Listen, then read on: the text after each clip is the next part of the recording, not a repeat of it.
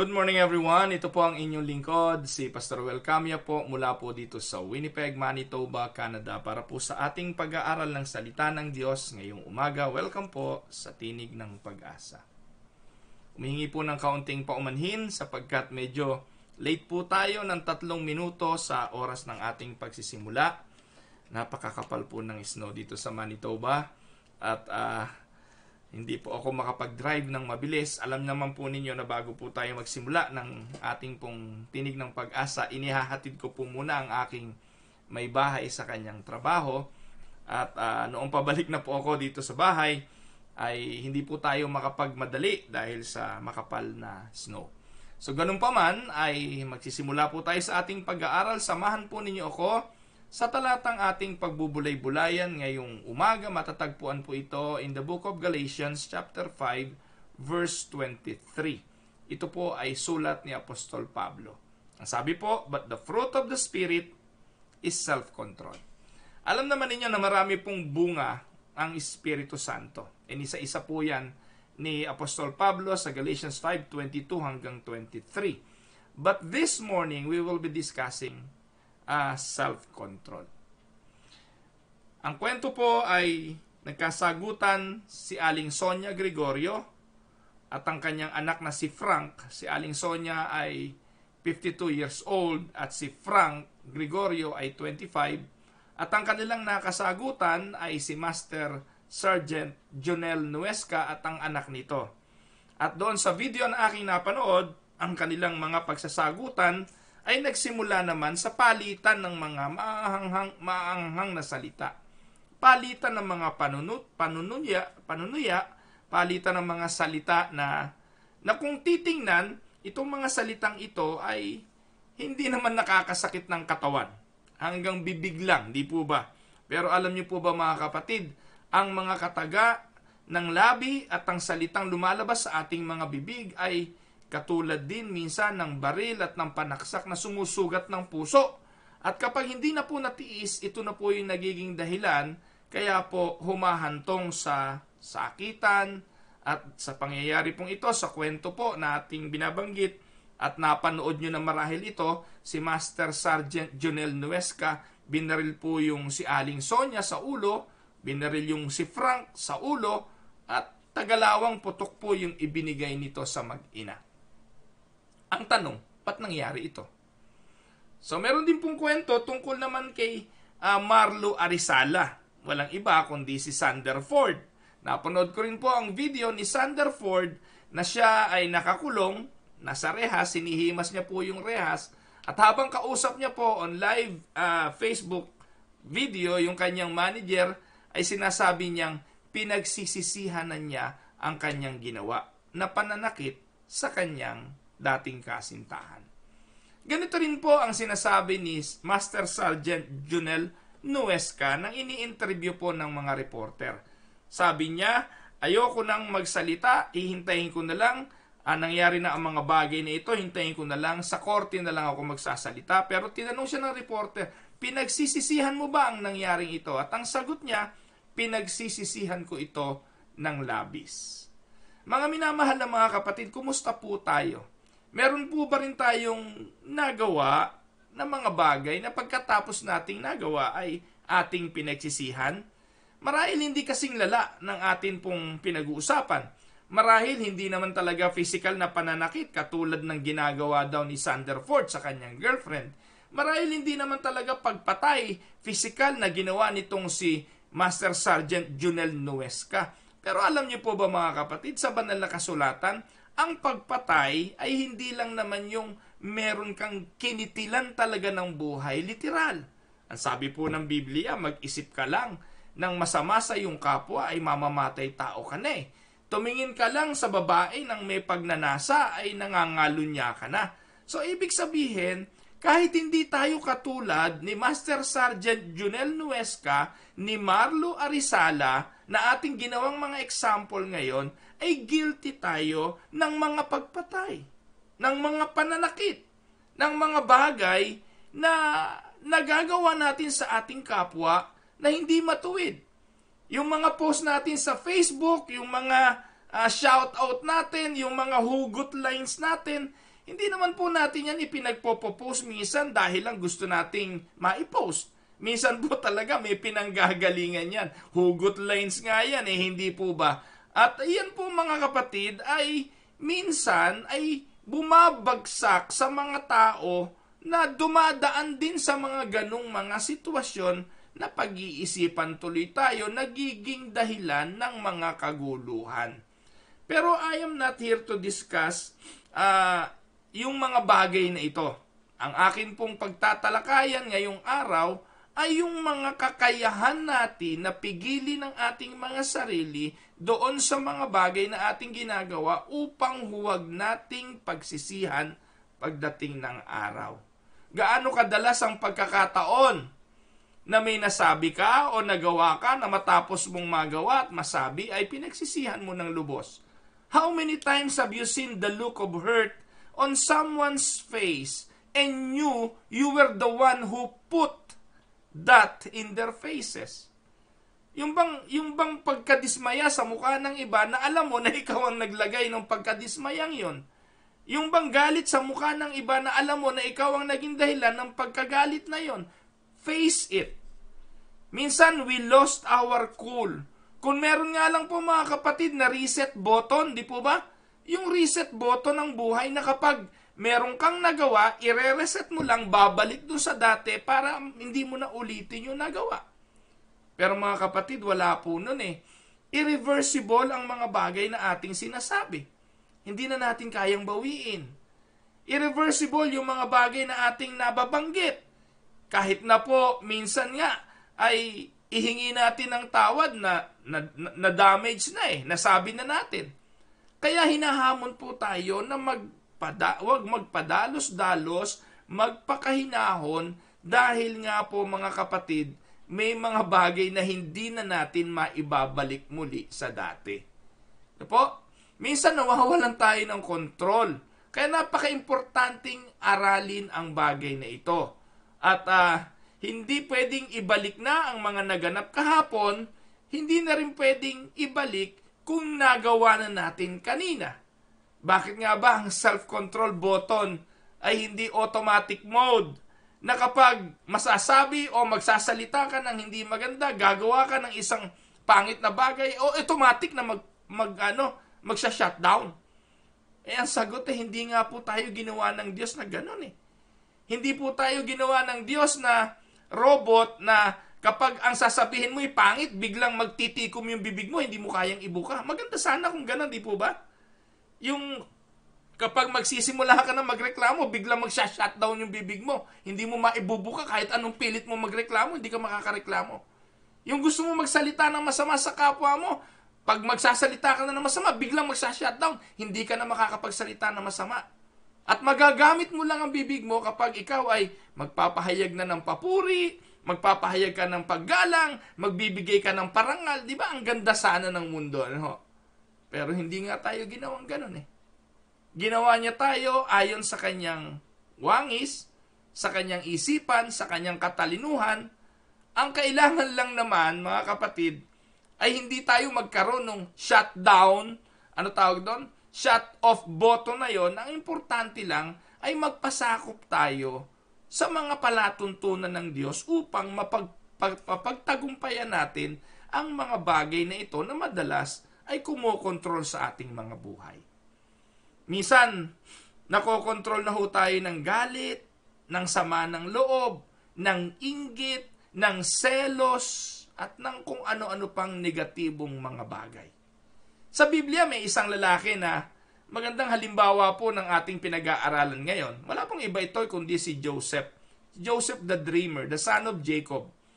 Mula po nang dumating siya sa bahay ni Potiphar, nang ibinenta siya ng kanyang mga kapatid, he caught the attention of Potiphar's wife. Or rather, the Potiphar's wife caught the attention of Joseph. She began to flirt with Joseph.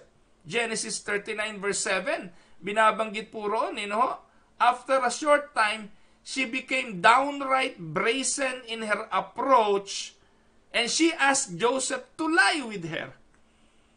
No, hindi po bakla si Jose, mga kapatid. Sorry for the term. Hindi po siya, mahilig sa lalaki. Gusto niya rin po babae. Pero at this point in time, tinanggihan niya si Mrs. Potiphar.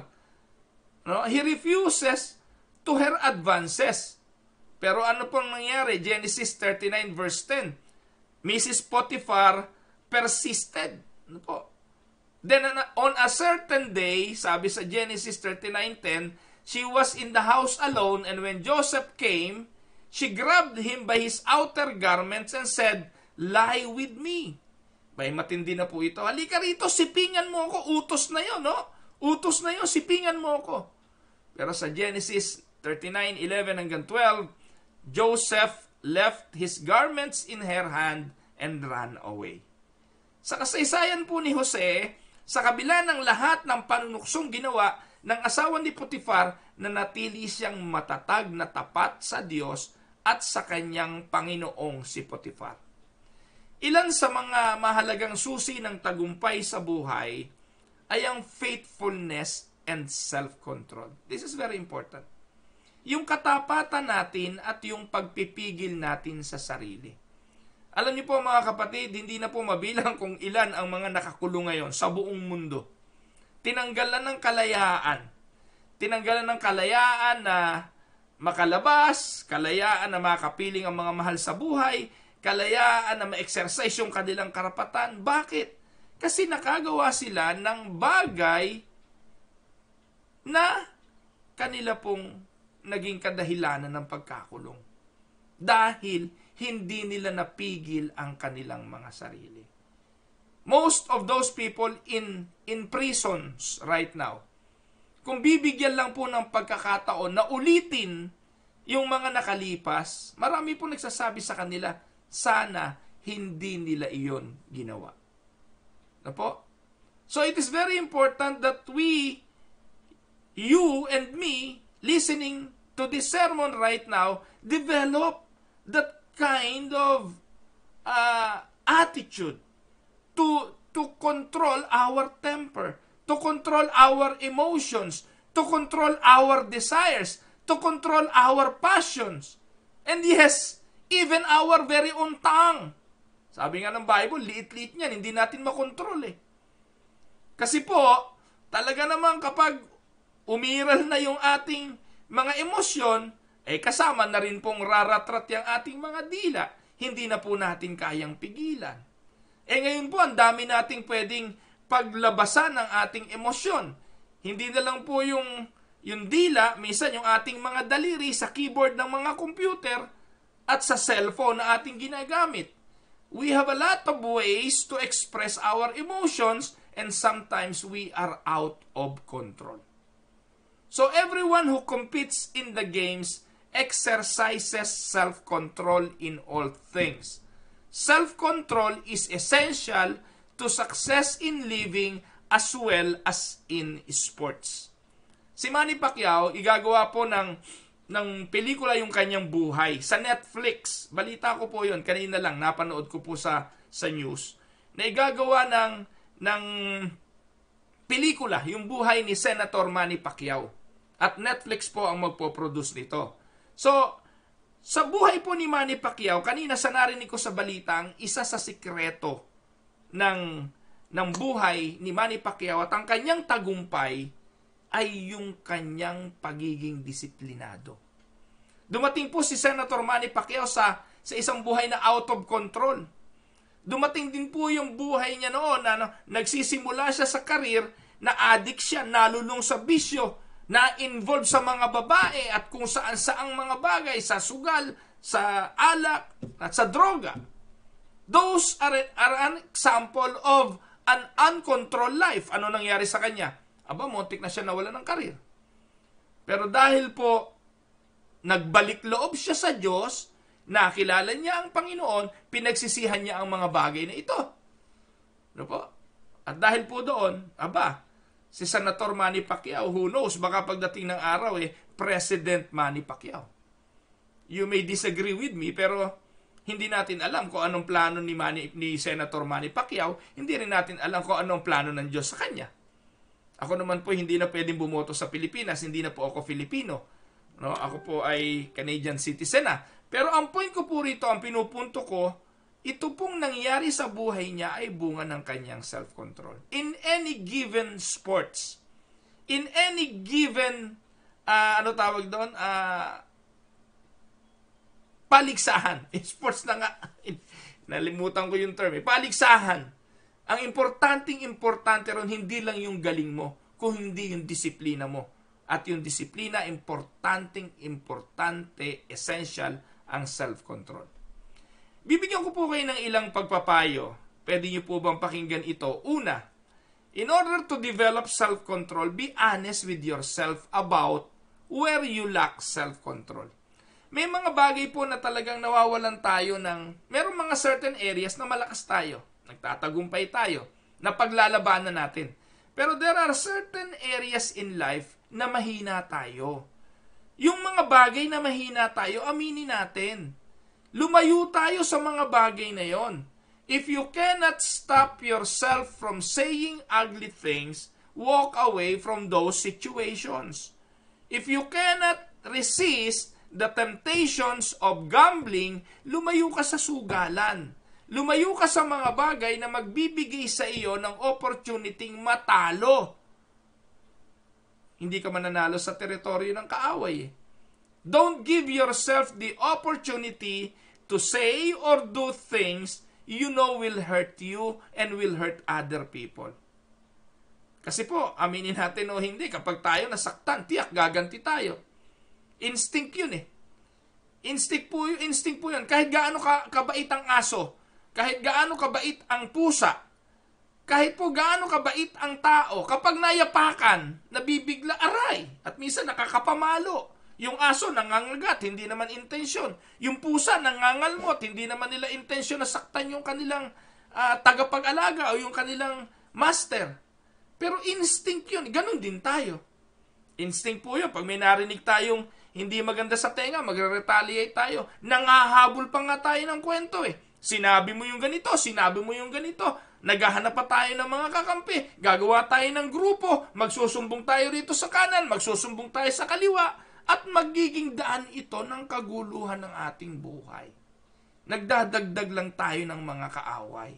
Gumagawa tayo ng kaguluhan.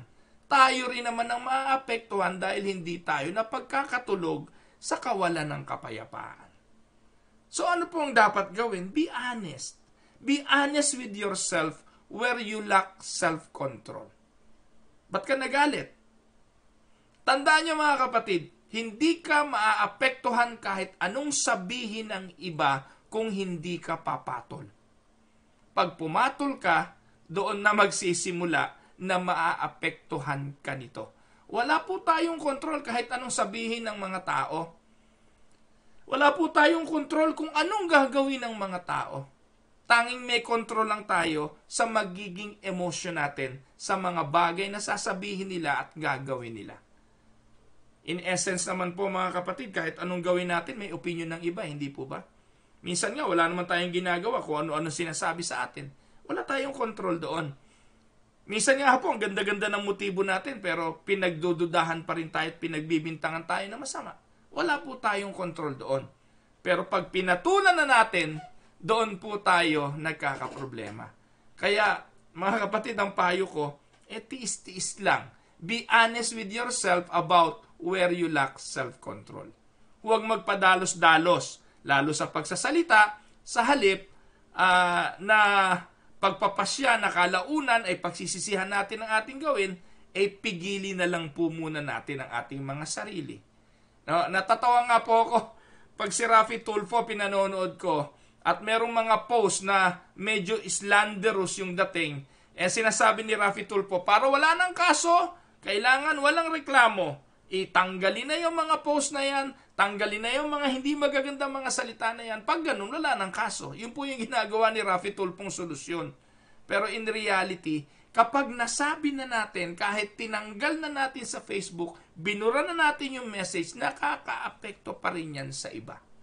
Kaya huwag padalos-dalos. Number 2, ask God for self-discipline. This is very important. Ask God for self-discipline.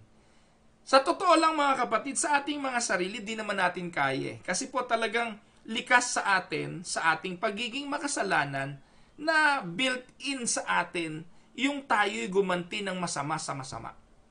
Kaya nga sabi ng Panginoon, pag sinampal ka sa kaliwa, bigay mo yung kanan. Pag inagaw yung balabal, ibigay mo pa yung iyong tunika. Pag pinalakad ka ng 1 milya, gawin mong 2. Ano po yung itinuturo ng Panginoong Hesukristo rito? Pagpaparaya. Pagbibigay. Yun pong pagpapahinuhod. Pero ngayon, wala nang ganun. Sinampal ka sa kanan, baril ang ibabalik sa'yo. Ninakawan ka ng balabal, ay nako! Demandang katakot-takot ang abuti mo. Wala na hong gustong magparaya ngayon. Sa mundong ito ngayon, na gusto ay ngipin sa ngipin, mata sa mata, pangil sa pangil ang labanan, wala na po. Kahit mga Kristiyano. Ito po nakakalungkot. Kahit mga mananampalataya, para na hong hindi mga mananampalataya kung magsiasta, kung mga sipagsalita, kung mga mamuhay, parang hindi na mga mananampalataya. At paglinggo naman, nando sa loob ng simbahan, taas pa mga kamay, tulo mga sipon. Tapos, akapan sa loob ng simba, I love you with the love of the Lord. Pero paglabasan, sila ang nagsisiraan. Hindi ba, ano sabi ng Panginoon sa bagay na ito? Kaipokrituhan. So, humingi tayo sa Diyos na mapaglabanan ang mga bagay na ito. Humingi tayo sa Panginoon ng kalakasang mapagtagumpayan ang kawalan ng self-control. So, take action on that discipline. Once you ask the Lord for self-discipline, then take action. One day at a time. Hindi naman po sinasabing, ikaw magiging banal na banal at santong-santo, hindi ka na magkakamali. No, hindi po naman ganun eh. Lahat naman tayo makasalanan eh. Lahat naman tayo nagkakamali. Pero mga kapatid, kaya naman ito one day at a time. Isang hakbang sa pagbabago araw-araw. Isang paraan upang mapagtagumpayan ang kawalan ng self-control ay magpasakop lagi sa kalooban ng Diyos. Kung darating ang panahon na muling mawawala ang self-control and you are tempted by being, to retaliate, then meditate on the Word of God. Tandaan natin, James 1:13, anong sabi? Temptation is never from God. James 1:14-15, temptation is always from within. And 1 Corinthians 10:13, there is always a way out. Kapag dumarating yung tukso ng pagkawala ng self-control, tandaan mo, there is always a way out. At meron laging pinaguhugutan yan. Lahat ng bagay na nangyayari sa buhay natin, laging merong pinaguhugutan. Ang tanong, bakit napatay ng pulis yung mag-ina? Nung inalam po ang kwento, ito po ay galing sa dati ng alitan. Ito po ay galing sa dati ng samaan ng loob. Ito po ay nagmula sa matagal ng sigalot na ang naging, nag-spark lang dahil doon sa heated moment na yon. Nawalan sila ng self-control. So, how to deal with temptation? How can we make a way of escape? No? Paano tayo magtatagumpay dito? Una, we need to deal with it immediately. We need to face it. Kapag lagi natin sinasabi, hindi mangyayari sa akin to. Hindi mangyayari sa akin to. That is denial. Hanggat i-deny natin, hindi po tayo magtatagumpay. Lahat po tayo, mga kapatid, dumarating sa punto na tayo'y nawawala ng self-control. Ikaw na nanonood sa akin ngayon, maglista ka. Maraming pagkakataon na rin yon na ikaw mismo nawalan ka ng self-control. So you need to deal with it. Face it. Second, deal with it realistically. Get away from it at all cost. Mahirap manalo sa lugar ng kalaban.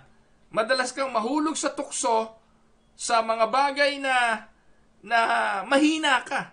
Di ba? Sabi nga, kung malakas ka, hindi na magiging tukso yun eh. Hindi ka naman tutuksuhin doon sa mga bagay na capable ka of resisting. Most of the time, tinutukso ka doon sa alam na kahinaan mo ito. Di ba? At tandaan po natin, mga kapatid, ang lack of self-control is also an addiction. Po? This is an addiction. Lack of self-control is an addiction. Pero ang pag-amin na ikaw ay addict, ang simula ng iyong step to recovery. Amen? So, deal with it realistically. Pangatlo, deal with it ruthlessly. This is very important. Ruthlessly mean, do whatever it takes to avoid it. Iwasan mo na ito. Kung Facebook ang dahilan at doon ka lagi nagrarant at doon mo nakikita yung mga post ng kung sino-sino, mag-deactivate ka na ng Facebook. Tanggalin mo na yung Facebook mo. Huwag ka na magpo-post ng Facebook o Instagram o kung ano man yan. Kung nagiging daan lang ito ng pagkagalit mo, ng sama mo ng loob at kung ano-ano pa. Tandaan ninyo, mga kapatid, ang Facebook ay nandyan para maging kapaki-pakinabang. Hindi po yan litanyahan ng inyong mga problema sa buhay. Hindi po yan sigawan ng mga bagay na nangyayari sa iyong wala namang kabagay-bagay. Hindi yan nandyan para isigaw mo yung kaaway mong kapitbahay. Minsan po, mga kapatid, ay ipinapakita ng Facebook timeline natin kung anong mga ugali natin. At ipinakikita rin dito yung kahinaan at kawalan natin ng self-control. Mga minamahal na mga kapatid, if you want to overcome the problem of self-control, yung kawalan ng self-control rather, you need to deal with it ruthlessly. Pumunta ka doon sa pinakaugat. May kakilala ako na nagpaban ng sarili sa casino. Can you imagine? No? Pwede mo namang pigilin yung sarili mo na pumunta sa casino. Pero hindi. Ipinaban niya yung kanyang sarili para hindi na siya talaga makakapasok. So, kasi sa sarili niya, hindi niya kaya eh. Every time nadadaan siya doon sa malaking bahay na yun, hindi niya matiis yung sarili niya eh. Meron po akong kilala na talagang matindi ang pangangailangan sa drugs. Lagi na siyang ginigiyang kapag nakakarinig siya ng nakakaamoy o nararamdaman niya yung pangangailangan ng drugs. So, ang ginawa niya, tinanggal niya lahat sa cellphone niya yung contact tungkol doon sa mga kinukuhanan niya ng drugs. Importante yun eh. Tapos huwag ka na pupunta doon sa mga lugar na dati mong binibilihan. Deal with it ruthlessly. Or else, hanggat may natitira dyan, may affair ka dati, nakasave pa yung number ng girlfriend mo, tanggalin mo na yan, putulin mo na yung komunikasyon. Get out of the situation, hindi ka mananalo. Alam niyo po ginawa ni Joseph? He ran away. Hindi po niya tinatabig lang si Mrs. Potiphar. Hindi niya po itinutulak lang si Mrs. Potiphar. Tumakbo po siya paalis kay Mrs. Potiphar. Dahil alam ni Joseph, baka bumigay siya eh. Kung mananatili siya ron. Imagine mo, hinuhubaran na siya eh. Iniisa-isa nang tanggalin ang kanyang kasuotan. Kaya nga naiwan yung balabal eh. At kung matatanggal pa yung salawal, wala na. Baka hindi na siya makatakbo. So ganun po, deal with it ruthlessly. Susunod, deal with it consistently. So, pakinggan niyo po yung word, consistency. Hindi po pwede na every other day. Ano pong ibig sabihin? O sa araw na ito, may self-control ako. O bukas naman, wala. Susunod na araw, may self-control ako. Susunod na araw, wala na naman. Learn to be consistent in your resistance. Kapag nagdesisyon kang ayaw mo na. At ang gawin mo, ipagsabi mo. Mula sa araw na ito, hindi na ako bungangera, hindi na ako chismosa. Pagkalat mo. Kung meron kang unang-unang dapat ichismis, ay yung ichismis mo na hindi ka na chismosa. Subukan mo yun ngayon. Ilagay nyo sa timeline ninyo. Mula sa araw na ito, hindi na ako chismosa. Ewan ko po kung may makita ako mamaya na ganun. No, make a resolution. Try to be consistent in resisting. Kapag nagdesisyon ka na ayaw mo na isang bisyo, ipagsabi mo, pagkalat mo, sabihin mo doon sa mga kajaming mo dati, pare, ayoko na yan, hindi na ako titikim yan. Ganon din po ang sikreto sa paninigarilyo. Kapag ayaw mo na manigarilyo, sabi mo, pare, sorry, ayoko na manigarilyo. By that time, hindi ka na aalukin. O kung may mag-aalok man sa'yo, nanunukso yun. Dapat maging wise ka na, kaya ka inaalok nun, gusto nun mahuka uli sa bisyo. No, tulad yan ng alak, tulad ng sigarilyo, yayayain at aalukin ka uli. Kaya manindigan ka and be consistent in your resistance. At panghuli, deal with it confidently. No? We have the Lord's promise. 1 Corinthians 10:13 ang sabi, God will make a way of escape.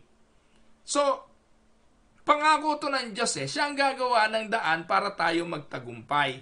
Kaya, kaya natin tong pagtagumpayan. The word escape means egress or way out. Yung mga, yung mga basement po dito sa Canada, ang isa sa requirements para ka magkaroon ng kwarto. Kasi yung basement, hindi po usually, merong mga basement na hindi livable eh. Yung mga basement na walang bintana, walang egress. Egress ang tawag doon. Egress means way out. Walang egress na pwede kang lumabas in case na may sunog o merong emergency na nangyari sa basement.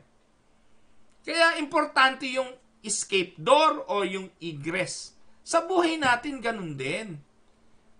Yung word na egress sa Greek, it was used to refer to a landing place for a ship. Tandaan po ninyo, ang sabi ng Biblia, God will give us a way of escape during the rough sea of temptation. Ito po ay ginagamit kapag yung barko ay nasa matinding bagyo. Meron pong parte na landing place for the ship, ang tawag doon po ay way of escape or egress. Yung temptation ng buhay natin, minsan, hindi tayo makatakas-takas kung sa sarili lang nating kalakasan. Pero ang sabi ng Bible, He will enable us to beat them. God promised to us is that while temptation will come our way, He will enable us to land safely on the other side. Mga kapatid, wag na wag ninyong kakalimutan. Lahat po ng mansanas daw ni Satanas ay may uod. Iwasan na maging bahagi nito, lalo na ang ito'y matikman. At magagawa po natin yon kung ito'y ating tatanggihan. Self-control is one of the fruit of the Spirit. It's one of the ways by which others will know that you are a child of God. Isang palatandaan para malaman ng iba, Kristiyano nga ito. Kasi nakokontrol niya ang kanyang sarili. Malalaman ng iba, Kristiyano ito. Kasi meron na siyang self-control.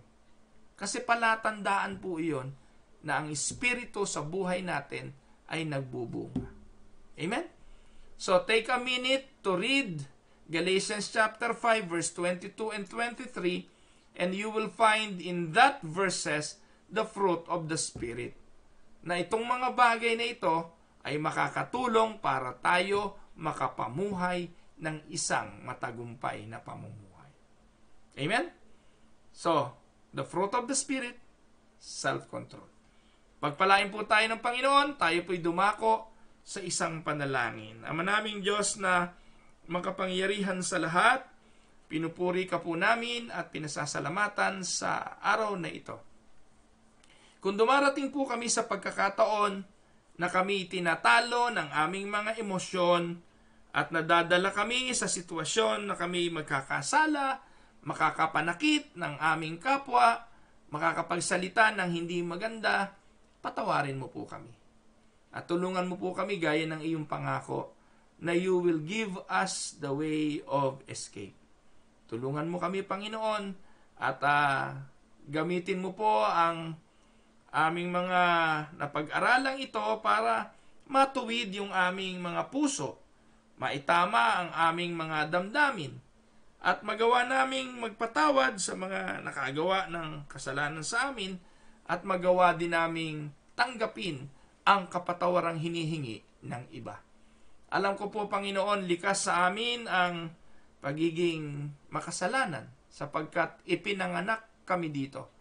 Pero dahil kami nakipagkaisa sa iyo sa pamamagitan ng iyong bugtong na anak na aming Panginoong Hesukristo, naniniwala kaming magtatagumpay kami at dahil ito sa kapangyarihan ng iyong Espiritu Santo. Maraming pong salamat. Patuloy pong kahilingan ko, Panginoon, ang kagalingan ng mga may karamdaman. Patuloy pong pagpapala sa mga nangangailangan, yung mga may pangangailangang material, pinansyal, pantugon sa pangangailangan sa pagpapagamot. Alam ko po na hindi mo po ito pababayaan. Panginoon, ikaw po yung aming sandigan sa lahat ng mga karanasan ng buhay. Ano mang aming pinagdadaanan, alam po namin, Panginoon, na kasama ka namin at kaya po naming pagtagumpayan. Sa iyo po, Ama, lahat ng papuri, lahat ng pasasalamat, sa pangalan po ng aming Panginoong Hesukristo, ito po ang aming dalangin. Amen and Amen. Magandang araw po sa inyo, mga minamahal na mga kapatid. Magandang araw, Ate Gina De Castro, Brother Aldous and Joy Guzman. Pagpalain kayo ng Panginoon, mga kapatid. Ate Evelyn Cameros, magandang araw po. Kuya Noel Lapus, magandang araw po. Ate Evelyn Cameros, Ate Lorna Limuaco, kapatid na Paz Perez, Pastor MJ Velasquez, kapatid na Shirley Toledo, kapatid na Rowena Laudato, Kuya Jun Torok. Kuya Jun Torok is watching from Canton, Georgia. Mabuti po kami, Kuya Jun. Pagpalain po kayo ng Panginoon. I hope you are always okay dyan sa Amerika. Ganon din po kay Kuya Larry Montillano. Magandang araw po sa inyo. Kay Bunso, kay Lily Camyalu, magandang araw Bunso. Ganun din po kay Ate Ellen Gonzales at kay Kuya Monching. Kay Ate Agnes Lopez, magandang araw po sa inyo. Welcome po sa Tinig ng Pag-asa. Kapatid na Chi Caldejon, magandang araw po sa inyo. Kapatid na Lani Tulagan, Ate Tess Manuel, magandang araw po sa inyo. Kuya Emay and Tita Mildred Paredes, magandang araw po. Kay Ai at kay Eric Advincula, kay kapatid na Connie Salmorin, Nanay Belen Olaes, kay kapatid na Myla Rosales, magandang araw. Kay Dondon at Agnes de Lima, magandang araw. Kay Ate Julie Camia Paredes, magandang araw po sa inyo. Ang utol kong si Lando, nanonood din, good morning. Kapatid na Marites Fernando, magandang araw po sa inyo. Ate Nene Enriquez, si Ate Mirna Sinfuente, ang patuloy pong prayer palaho para kay Kuya Nestor Sinfuente. Kay Brother Elmer O'Donnell, Ate Ovi and Kuya Pete Henido, magandang araw po. Ate Daisy Flora and kay Commodore Flora, magandang araw po sa inyo mga kapatid. Kay Kuya Dol at kay Ate LV Paredes, magandang araw po sa inyo. Kapatid na Mylene Aranzaso, Ate Del and Kuya Eddie Sauler, pagpalain po kayo ng Panginoon. Kay inaanak kong si Risa at kay Pastor Ernie Angustia, pagpalain kayo ng Panginoon. Kay Len Kison, yung aking bunsong kapatid, pagpalain kayo ng Panginoon. Kay Nanay Belen Olaes, nabanggit ko na kanina. Tita Mayra Paredes Libertino, Tita May, kay Brother Dong Kalunya ng Aristocrat Restaurant, at sa mga kapatiran dyan sa Aristocrat, si Ate Ruby Pakinggan, yan, pagpalain po kayo ng Panginoon. Kay Nanay Angelina Saria, magandang araw po sa inyo. Kapatid na Maricel Thelmo, welcome po sa Tinig ng Pag-asa. Ate Esther Olanyo, magandang araw. Ganon din po kay Ate Teli Estelita Tibayan, magandang araw po sa inyo dyan sa Lumil. Kapatid na Marivi Frias, magandang araw po sa inyo. Pagpalain kayo ng Panginoon. Kay Maricar at saka kay Daryl, pagpalain kayo ng Panginoon, Maricar and Daryl Almasar. Si Ate Rosie Silla, magandang araw po sa inyo. Kapatid na Romulo Casulya, magandang araw. Kapatid, pagpalain ka ng Panginoon. At yung mga nanonood po sa Young's Market, magandang araw sa inyo. Kuya Eric Maynes, si Agnes Causaren, si Bujoy Aguila. Joy, magandang araw. Pagpalain kayo ng Panginoon. Si Kuya Nicandro Sarinas, magandang araw po sa inyo. Ate Vanji Magnaye, Nanay Carolina Bukiran, si Myla Rosales, ay nabanggit ko na kanina. Kapatid na Noel Andamo, magandang araw sa iyo. Si Edwin Villanueva, Nanay Elong Santarin, at Tita Castillo, magandang araw po Tita Castillo. At kay Ate Delia Magkawas at kay Kuya Ban Magkawas, magandang araw. Kay Marie Visto, magandang araw. Kay kapatid na Homer Bunda, welcome sa Tinig ng Pag-asa, magandang araw. Kay Ate Nelia Ramos, magandang araw po sa inyo. Kay Nanay Hilda Mendoza ng Fox Creek, pagpalain po kayo ng Panginoon, Nanay Hilda. Kay kapatid na Rizalina Alfaro, magandang araw po sa inyo. Kay Ate Marie Cruz, magandang araw po sa inyo. Kay kapatid na Fernando Sikad, si Ate Rizalina Tolentino Alfaro, siguro po kamag-anak to ni Ate Susan Tapia, no? Mga Tolentino. Si Lina po pala ang Tolentino. Welcome po. Baka si Lina nga ito. Ay, ewan ko po. Rizalina Tolentino. Magandang araw po sa inyo. Kapatid na Fernando Sikad at si Maricar Enriquez. Ayan. So, si kapatid na Evangeline Aliliran.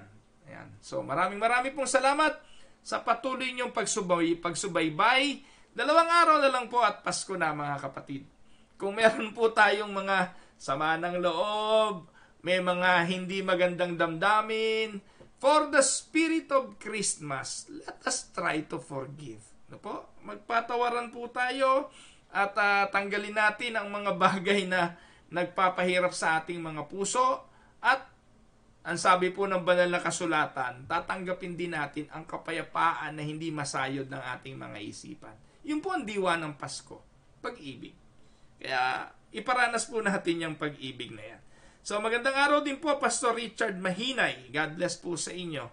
At pagpalain po kayong lahat ng mga nanonood ngayon. Thank you po. Umabot po tayo ng mahigit na 90 plus ngayong araw na ito. So salamat sa Panginoon sa inyo pong patuloy na pagsubaybay. And I just want you to continue share the videos para po rin naman sa kapakinabangan ng iba. So mamaya pong gabi, prayer meeting dito po sa Winnipeg. Winnipeg Unida Christian Church prayer meeting. Tapos sa Friday po, Pasko, ay meron po tayong simbang gabi. Yan. So magandang araw po sa inyo. At hanggat i-check nyo lang po every morning. Ito po kasing Christmas season na ito. Medyo busy po talaga ang inyong lingkod. But I will try to do my best na kumustahin pa rin kayo at magkaroon tayo ng gawain ng tinig ng pag-asa. Susubukan ko po, I cannot promise kasi po bukas po ay last day na ng pasok ng aking may bahay at gusto ko naman pong samantalahin yung mga pagkakataong wala silang mga trabaho, walang pasok ang mga bata na bigyan sila ng panahon to give them at least quality time. So anyways, but I will try my best. Kung paggising po ninyo at may tinig ng pag-asa, then praise the Lord. Pero hindi ko po maipangako na itong mga susunod na mga araw na ito ng Christmas season ay makakapag-live broadcast po tayo. So again, pagpalain po kayo ng Panginoon at umabot daw po ng 100, sabi ni Nanay Belen Olaes. So magandang araw kapatid na Marivic Lara and kapatid na Rolly Kausarin. Ito po ang inyong lingkod, si Pastor Roel Camia mula po dito sa Winnipeg, Manitoba para sa Tinig ng Pag-asa. God bless everyone.